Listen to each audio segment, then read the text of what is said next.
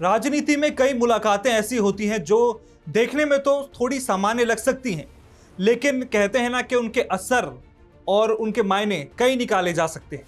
ऐसी ही साजिद कुछ मुलाकातें महाराष्ट्र में देखने को मिली और कयास लगाए जाने लगे कि शायद एक बार फिर किसी पार्टी का या तो विलय हो सकता है या फिर उसके नेता दूसरी पार्टी में शामिल हो सकते हैं। वो मुलाकात थी जयंत पाटिल की, जो बेहद करीबी माने जाते हैं शरद पवार के, और उनकी मुलाकात हुई विनोद तावड़े से, जो राष्ट्रीय महासचिव हैं, अमित शाह के करीबी माने जाते हैं। अब साजिद, ये मुलाकात तो हुई, उसके बाद कयास लगाए जाने लगे कि क्या एनसीपी बीजेपी के साथ जाने वाली है। देखिए मृत्युंजय, दो चीज़ हैं। एक तो महाराष्ट्र को लेकर ये कह सकते हैं कि भाई वहाँ ऐसी कोई पार्टी अब बची नहीं जिसमें टूट नहीं हुई। शिवसेना टूट गई, एनसीपी टूट गई, कांग्रेस टूट गई। तो मतलब बात यही है कि भाई वहाँ एक भी किसी कोई कदम या एक भी कोई मुलाकात, जैसे आप कह रहे हैं कि मुलाकातों के बड़े मायने होते हैं, तो वहाँ एक भी मुलाकात का मतलब ये होता है कि वहाँ की सियासत में एकदम ना हलचल सी हो जाती है। और जिन दो एक नाम आपने लिए, जयंत पाटिल बेहद करीबी शरद पवार के, और तावड़े वो शख्स हैं भारतीय जनता पार्टी में कि जहाँ जहाँ जो भी भारतीय जनता पार्टी में जो ज्वाइनिंग होती है नई, आपको वो हर मंच पे वहाँ तावड़े दिखाई देंगे, चाहे वो महाराष्ट्र के हों, चाहे वो दिल्ली में ज्वाइनिंग होनी हो। मतलब वो कहीं ना कहीं मान लीजिए कि वो उस अभियान के एक प्रभारी से हैं। बिल्कुल। और दूसरी बात ये कि अब देखिए क्या है कि मानसून सत्र आने वाला है। मानसून सत्र से पहले जो एक उठापटक तमाम पार्टियों में चल रही है, शिवसेना हो गया, टीएमसी हो गया, और एनसीपी को लेकर लगातार ये चर्चाएं चल रही हैं। और एक मिशन पे लगी है भारतीय जनता पार्टी कि भाई ये मानसून सत्र से पहले एक आंकड़ा बढ़ाना है, अपने सांसदों का एक समर्थन बढ़ाना है। वो 8 परिसीमन एनसीपी की तरफ से, वो परिसीमन बिल और जो भी उनके दो चार बिल बचे हुए हैं, वो एक जादुई आंकड़ा बहुमत वाला वहां कैसे भी पहुंच जाए। तो एनसीपी के पास है 8 सांसद। 8 सांसदों के आने का मतलब होगा भाई ये कुनबा और बड़ा हो जाएगा। लेकिन लोग कह रहे हैं कि भाई ये हवाई है, ये ऐसे क्यों होगा। हो सकता है, ये इसलिए हो सकता है देखिए शरद पवार अब बहुत बुजुर्ग हो ही गए हैं, इतनी सक्रिय भी नहीं है, और भतीजे का एक चोट खाए हुए बैठे हैं। मतलब इसको यही कह सकते हैं कि पार्टी टूट गई है।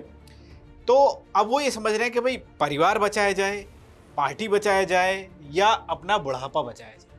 तो अब परिवार भी बचाना है, पार्टी भी बचानी है, और बुढ़ापा भी बचाना है। तो इस वक्त मुझे नहीं लग रहा कि उनको समझ में आया होगा कि भाई इससे अच्छा मौका नहीं हो सकता, मुफीद नहीं हो सकता। अब रही बात कि भाई कहाँ से निकली बातें, कैसे हुआ, जयंत पाटिल और तावड़े की एक मुलाकात हुई। मुलाकात के बाद जो सबसे अहम और सबसे जिसने ज़्यादा हलचल मचाई वो बात यह है कि एकनाथ शिंदे के केबिन में शरद पवार और उनके विधायकों की मीटिंग होती है उनके ऑफिस में। इस मीटिंग के बाद मचा है वहाँ बवाल। इस मीटिंग के बाद ये सारी चीज़ें हुई हैं कि क्या वो एनडीए के साथ जा रहे हैं, क्या वो जो है इंडिया गठबंधन को, कांग्रेस को वो जो है झटका देने की तैयारी में। हालांकि खंडन हो रहा है, लगातार खंडन हो रहा है। शरद पवार ने खंडन किया, दोनों ने, सुप्रिया सुले ने खंडन किया। हालांकि सुप्रिया सुले ने एक बहुत बड़ी बात और बोली, उन्होंने ये कह दिया कि ऐसी ये तो अनौपचारिक मुलाकातें हैं, लेकिन ऐसी मुलाकातें पिछले कुछ महीनों में लगभग 20 मुलाकातें हो चुकी हैं। अब साजिद 20 तो अनौपचारिक मुलाकातें नहीं हो सकती, एक होगी शिष्टाचार मुलाकात, 2 हो सकती है, 3 हो सकती हैं, 20 मुलाकातें।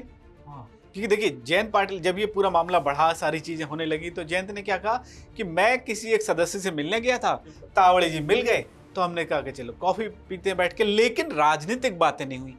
अब आप मुझे कोई भी ये बता दे कि राजनेता मिले, 1 घंटे इतनी देर बैठे, कॉफी पी, लेकिन राजनीतिक बातें नहीं हुई, वो भी तब जब इस तरह की चीजें हो रही हैं। और कुछ और चीजें, एक और नाम आपको लेना चाहूंगा मैं, एक और चीज बताना चाहूंगा। अमोल कोल्हे एनसीपी के सांसद हैं। उन्होंने कुछ दिन पहले एक बयान दिया था मृत्युंजय, कि उन्होंने कहा था कि अगर महायुति की तरफ से कोई ऐसा ऑफर आता है तो हम विचार करेंगे। हालांकि उन्होंने बाद में ये कहा कि नहीं साहब, मेरा कहने का मतलब कुछ और था, इस तरह की चीज़ें हुई। लेकिन अमोल ने कहा कि अगर कोई ऑफर आता है तो हम विचार करेंगे।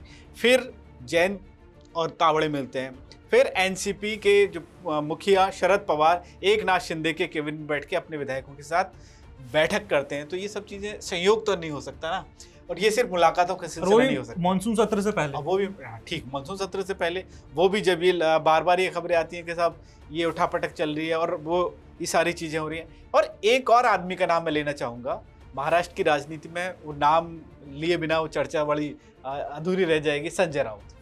ये सारी चीज़ें हो गई। अब संजय राउत क्या कहते हैं, संजय, क्योंकि वो बात ये हुई कि जब कहा गया कि नहीं साहब वो शरद जी जो हैं, शरद पवार जी, वो चलने में थोड़े असमर्थ हैं, इसलिए वो जो उनके कैबिन में बैठ गए थे और वो शिंदे वहाँ थे नहीं।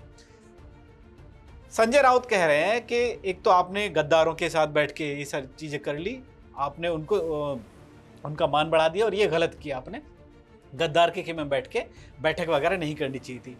फिर उन्होंने एक और बात कही, वो सबको सोचने वाली बात है कि अगर नहीं चल पा रहे थे या जगह नहीं थी सुविधा वाली, उन्होंने कहा कि शिवसेना का ऑफिस भी वही है, खुद की पार्टी एनसीपी का ऑफिस भी वही है, तो ऐसी क्या जरूरत आन पड़ी थी कि भाई एकनाथ शिंदे के ऑफिस में जाके बैठक करनी पड़ी। अब ये इस सवाल का जवाब क्या होगा? बिल्कुल साजिद, अब जब इतनी सारी बातें हो जाती हैं तो एक सवाल जो ये खड़ा हो जाता है कि क्या कहीं अकेले तो नहीं पड़ जाएंगे उद्धव ठाकरे, बाप बेटे कहीं अकेले तो नहीं पड़ जाएंगे इस बार महाराष्ट्र में? क्योंकि एक तरीके से आप देखिए पॉलिटिकल बाउंडिंग होती जा रही है, बीजेपी लगातार अपना विस्तार कर रही है, चाहे चुनाव में परिणाम कुछ भी आए, लेकिन बीजेपी अपना ये कह लीजिए कि लेवल अप करती हुई जा रही है और बाकी पार्टियां कहीं ना कहीं पिछड़ती जा रही हैं। देखो सबसे बड़ी बात वही है भाई, वहाँ चुनाव नहीं है, वहाँ अभी कुछ है नहीं है, लेकिन उसके बाद भी बीजेपी का आंकड़ा, बीजेपी का बहुमत और बीजेपी की सियासी ताकत बढ़ रही है, पॉलिटिकल एडवांटेज।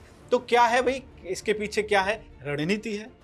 और रणनीति क्या क्यों इतनी मजबूत हो रही है? क्योंकि भाई आप अपना खेमा नहीं बचा पा रहे, कांग्रेस में टूट हुई, शिवसेना में टूट हो रही है, एनसीपी में टूट हो रही है, अब शरद पवार पार्टी और टूटे, पार्टी में और ज्यादा टूट हो, बचे हुए 8 में से भाई उनके 8 में से 9 में से 6 चले गए ना, वो 3 बचे। तो जो आपने सवाल किया कि क्या वो 2 ही बचेंगे, तो भाई जब ये 3 ही बचे हैं तो अगर 3 भी चले गए या 2 और चले गए तो फिर कौन बचेगा? संजय राउत और दोनों पिता पुत्र वो। तो यही चीज़ अगर सोचो कल को अगर एनसीपी में हो जाए तो शरद पवार और सुप्रिया क्या करेंगे? इससे अच्छा ये है कि भाई अपना खेमा भी बचा रहे, पार्टी भी बची रहे, और दूसरी चीज़ ये है कि कम से कम सरकार में जो अभी दूसरी पार्टी है जिनके साथ जा रहे हैं वो सरकार में, तो वो तमाम सुविधाएं सियासत में बहुत ज़रूरी होती हैं, वो उनका लाभ मिलता रहेगा। फिर समय बताएगा कि क्या किस तरह की चीज़ें हो सकती हैं। लेकिन मैं अभी भी कह रहा हूँ कि देखो सियासत में संभावनाओं से आप इनकार नहीं कर सकते, संभावनाओं को आप शून्य नहीं कर सकते। और महाराष्ट्र का जो अध्याय रहे हैं, महाराष्ट्र की राजनीति में जो हर कदम के बाद एक नया वो देखने को मिलता है हमें घटनाक्रम, तब तो बिल्कुल भी नहीं कर सकते।